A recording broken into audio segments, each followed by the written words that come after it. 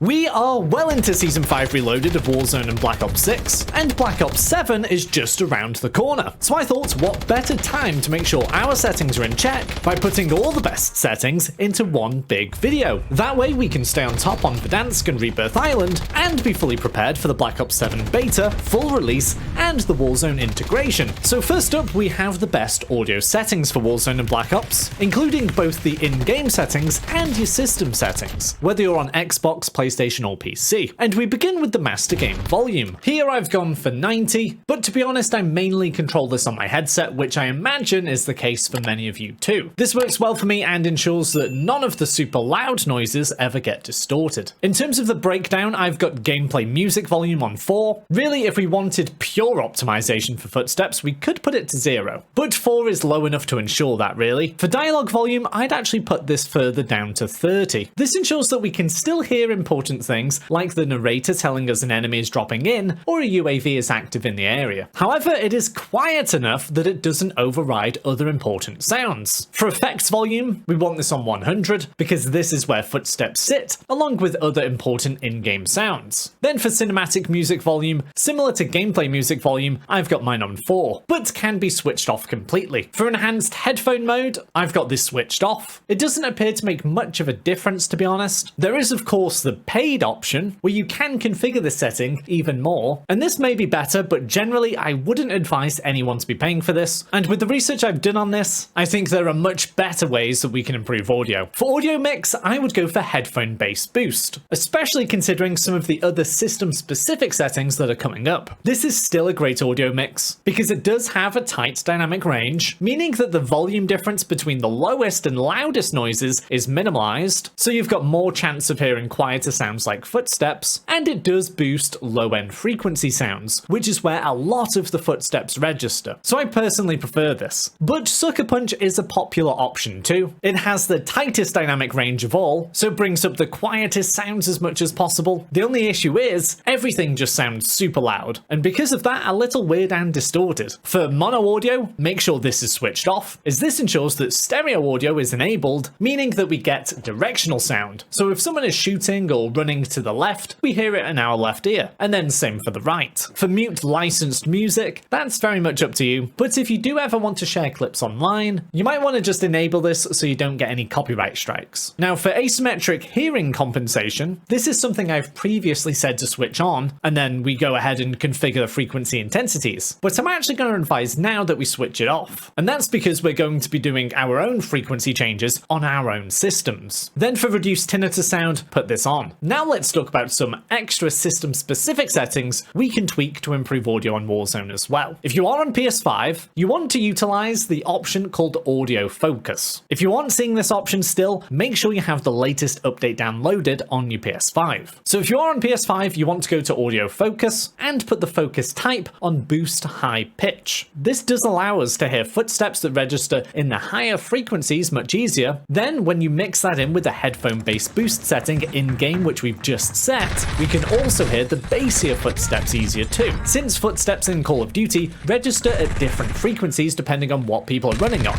Then for the strength, that's kind of up to you and dependent on your headset a little bit, so you may want to test it, but medium works well. This is a quick and simple way to actually have a big impact on hearing footsteps, but as I mentioned a little earlier with Sucker Punch, when we're altering these frequency volumes, we can make the game sound not as good generally and kind of less immersive, but that's the trade-off for hearing footsteps. For PC, there's been a long-standing setting change that has given them an audio advantage over everyone else, and that's with sound equalization. To enable this on your PC, just go to Sound Settings, More Sound Settings, Properties on whatever audio device you're using, Enhancements, and then Loudness EQ, and then put the release on Short. It really is that simple for PC. Then for Xbox, if you do have an Xbox-specific headset, you can go into the Accessories app and configure the equalization right there in the app. And for the equalization settings for the different frequencies, you can match what I'm about to input in the Xbox Dolby app. Since we all use different headsets, the Dolby Atmos app on the Xbox is the best way to go, as it allows us to change the equalization for all kinds of different headsets, not just Xbox ones. And actually, it allows us much more customization too, so even if you do have an Xbox headset, you may want to still use this app. This won't be an inbuilt app, you do have to go to the store and download it, and the only drawback is that it does cost about £12.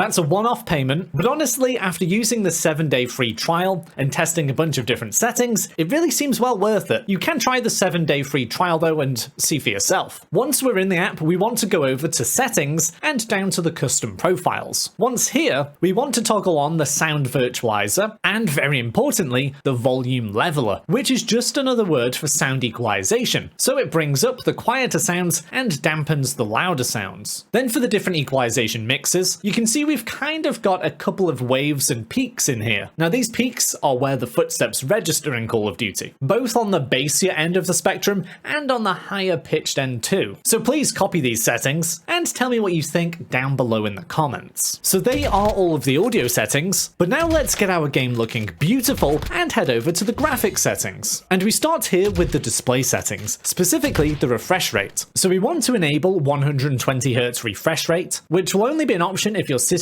can run 120Hz like a newer generation console, and if your monitor allows it as well. For brightness, I've got mine on 50. I've actually reduced it a little bit recently, and that's just because Verdansk is very well lit, particularly compared to the olden days. For quality, we want to turn off world motion blur, weapon motion blur, and depth of field. These three settings can make the game look a lot more theatrical, and sometimes like you're watching a film or something, but all of those blurring effects actually just do make it harder to see people in the game, as well as sometimes causing a little bit more processing requirements on your system, which can result in a lower frames per second. Just before we get into the rest of the settings, I want to tell you about today's sponsor, Sihu, and their new gaming and office chair, the Doro C300. Now, I've been lucky enough to use this chair for nearly 3 years now, and I honestly can't recommend it enough. First of all, it's stylish. I use mine for gaming and work, and it doesn't look out of place for either. The modern professional look that it has just fits right into any space. On top of that, and probably the most important part actually, is that it's just comfortable. This meshy, spongy design is so inviting and comfortable, but it's firm enough that it's actually not bad for your posture. I use mine all day at work and then while gaming and making YouTube videos, so I get a lot of use out of it and I still feel good at the end of the day. Then along with that, it's adjustable and adaptable to fit you. And even after 3 years of using one of these, it's just as comfortable as ever. The quality has absolutely stood the test of time. If you are interested in Sihu's Doro C300 ergonomic chair, you can follow the links down in the description and comments to their website or their Amazon store. There's currently a promotional period taking place which heavily discounts the chair, and with the following discount codes, you can get even more off. Now let's get back to the settings. For Fidelity FX Cast, switch this on. This gives us a software solution to just having sharper images. So especially on consoles, you can notice that some images in games can be blurry. Well, this setting is a great way to get rid of that. So obviously people do play on different systems and different monitors, so there isn't a one-size-fits-all for this. Basically, if the game looks a little bit blurry, put the strength up. But generally, I think newer generation consoles, you can put somewhere between 70 and even 90 with the strength, whereas older generation consoles, you want to go a bit lower, say between 10 and 30. And then PC, it's very much going to depend on the PC. Now, you should be aware that this does lower your frames per second ever so slightly, and we really are talking between 1 or 3 frames per second or something like that. And then for on-demand texture streaming, I've got mine on optimized. If you do want to ensure it doesn't have too much of an impact on your connection, you can put on some download limits. Then as we go over to view, I've put my field of view all the way up to 120. I've noticed a huge difference playing Urzikstan and Black Ops 6 multiplayer, and then going to Verdansk. For whatever reason, the weapon feels just bigger on the screen, and like I can't see as much around me. So I have cranked it up to 120. If you do put it on this and you struggle to see enemies far away, then by all means put it down a little bit, but generally you want to see as much as the environment as possible. And again, I should warn you that the higher you have your FOV, the more processing your system has to do, so the lower frames per second you get. And actually that was the huge deal with why Call of Duty didn't want an FOV slider for consoles back on Warzone 1. They thought the impact would just be too much on performance. But now it's a little bit more optimized, we do have the option. For ADS field of view, put it on affected. This makes it so when we aim in, we're still at the FOV setting we've just set here, and then it does have the double advantage of having reduced visual recoil because of this. For weapon field of view, put this on wide. This makes our weapon look smaller, ensuring we can see as much as the environment as possible. And then for camera movements, we want to put this on least. We're not quite done there though, because we do want to go over to interface. Now, whether you're on PC or console, there is a shortcut here to making the game look much better, and that's on color customization under the readability tab. We want to go down to color filter filter, put it on filter 2, and then turn the intensity all the way up to 100. This essentially is a shortcut to putting a saturation filter over the whole image, and things just pop that little bit more. That being said, if you are on PC, there are loads of different graphics card filters that you can apply, but this is a great quick way to make the game look fantastic. And then as we come over to Gameplay HUD, for the safe area, we want to narrow this as much as possible. And the reason for this is that it brings that minimap closer to the center of the screen. And the advantage of this is that when we scan from the center of the screen and our crosshairs up to the corner of the screen, the minimap, it minimizes that distance, which means we spend more time getting the information from the minimap and then applying that in front of us to the crosshairs. And that may sound ridiculous because it's like a millisecond, but honestly, it does have a big difference. And then for the minimap shape, we do want this on square. It gives us about a 25% extra coverage compared to the circle option. And then the rest of the stuff on here, I think, is just pretty subjective. Now that we've nailed the audio and graphics, the only thing left is to perfect our controller settings. Getting these right can make the game feel much more comfortable and free-flowing, while also getting tactical advantages over the enemy. And we start with the button layout. And for those of you that have watched my videos before, you'll know I'm a huge fan of Bumper Jumper Tactical. This button layout gives us the ability to do all of the different movement mechanics that we need to do in Call of Duty, the main ones being able to dive and jump and crouch and drop shot all seamlessly, and this allows us to do it without taking our fingers and thumbs off the controller, so we can still aim in while sliding at someone or diving around a corner and things like that. So it changes jump and mantling to the left bumper, whilst going prone and sliding is with the right stick. And then you can still throw your stuns and tactical equipment with A or X if you're on PlayStation, and you can still melee and put someone in a finishing move with B or O if you're on PlayStation. Now for some people this might be too much of a change and it might just be kind of annoying. If it's too hard to get used to for you, I recommend just going for standard old tactical. This is very easy to use, pretty intuitive, and you still have seamless control over the diving and sliding aspect. If you do play claw, obviously it's not too much of a problem, and if you do have a paddled controller, it's not so much of a problem either. Then as we come down to stick sensitivity, there has been an update with this where old numbers have now been replaced with newer numbers, which might be a little bit confusing. The reason they did this was to give players more control over their sensitivity and to give more transparency on the effect of their changes. Now thankfully your previously set sensitivity settings should still be in place, but check out this table for reference. So what was a sensitivity of 4, which is the default setting, is now 1.2. A sensitivity of 5 is 1.4, so now we essentially have sensitivity settings in between those previous values. So we can get like 4.5 now, which would be a 1.3. Now hopefully that does make at least some sense to you. So I recommend going anywhere between 1.2 and 1.8, which in old terms would be between 4 and 7. This is the sweet spot for most people. Generally, the higher this number is, the better, as long as you're not missing your shots. But you shouldn't feel too ashamed if you can't play on like 15 or even 20 or anything like that. Many pros play on below 8. And actually we'll come into a setting in a minute that is going to help your aim a little bit more, which can actually allow you to put your stick sensitivity up even higher. Controller vibration,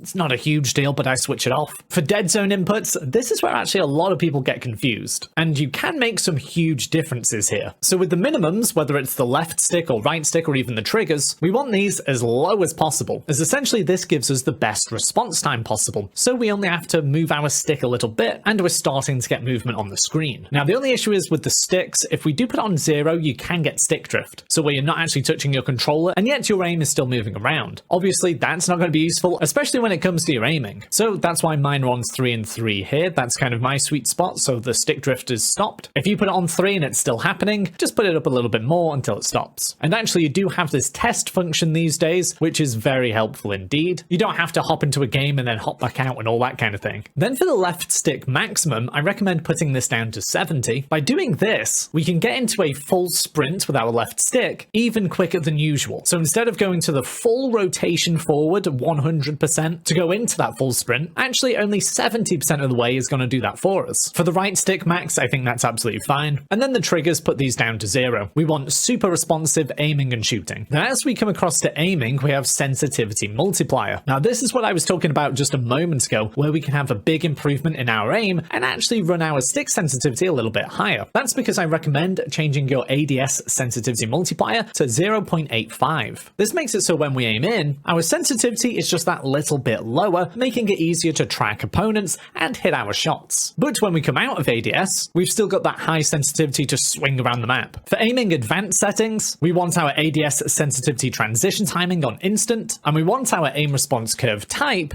on dynamic. This makes it so in the first few milliseconds when moving your sticks, your aim is actually going to move that little bit quicker than the standard setting before slowing back down. So it can make it so you're absolutely just snapping on your opponents. If you've just changed this and it feels a little bit too much, you can always turn down the slope. And then obviously for aim assist, you want this on. For sprint assist, I recommend putting this on tactical sprint assist. This means that just moving forward on the analog will put us into a full sprint. Then for the other assists here, for mantle and crouch, I recommend putting these off. They don't offer us any kind of advantage, and it's much better being in full control ourselves here, especially the mantling. Sometimes you can accidentally jump up things that you just don't want to, and it can get you killed. For corner slicing, that's kind of personal preference. This is that thing where you're aiming in, and as you come to a corner to look round it, you kind of do that sideways lean. Now there's no tactical or strategic advantage of this, it just kind of looks cool basically. But I've switched mine off as it can be kind of off-putting. For slide and dive behavior, I've gone with hybrid, so I just tap the button to slide, and then tap whilst holding sprint to dive. Now because we have got that sprint assist on the setting above, it does mean that we have to click in the sprint analog, so the left stick, along with our crouch button to do the dive. For parachute automatic behavior, this is one we want to switch off. It's still the case that we can pull our parachutes much closer to the ground manually, compared to the automatic setting, which pulls it a little bit higher up. Then mantle cancels reload, you can leave that on. And actually, even the movement advanced settings, you can leave these on standard. You certainly don't want to be auto door peeking and things like that, so we can leave these how they are. And then the same goes for vehicle behaviors. Now for combat, many of these can also remain on standard, but I would recommend changing your armor plates behavior to apply all. This makes it so we just have to press and hold our button once, and it will keep applying plates until we're full again. This just frees us up a little bit more to focus on what else is going on the map. And you can still cancel putting on the armor